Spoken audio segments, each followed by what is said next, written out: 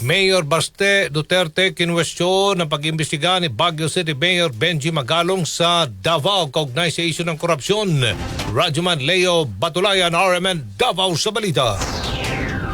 Kinuwestiyon ni Davao City Acting Mayor Sebastian Baste Duterte kung bakit ang lungsod ang naging sentro ng investigasyon sa isyu ng korupsyon. Ito'y matapos suriin ng Independent Commission for Infrastructure at ni Baguio City Mayor Benji Magalong ngayong buwan ang ilang proyekto sa lungsod ng Davao. Sa kaniyang pahayag sa pagbubukas ng Pasko Fiesta 2025, tinuligsa niya ang pagbisita ni Magalong dahil mayroon naman umano itong sariling nasasakupan. Ikinagtataka rin ng alkalde kung bakit si Magalong na mag-imbestiga sa Davao gayong karamihan sa mga Davaoenyo ay nagtitiwala sa kanyang ama na si former President Rodrigo Roa Duterte. Gayunpaman tiniyak niyang may lokal na pamahalaang handang makinig at tumugon sa lahat ng hinaing at magbigay ng pangangailangan ng mga Davaoenyo. Kasama mo sa DXDC RMN Davao, Radyoman Leo Batulayan, Tatak RMN! RMN Network News.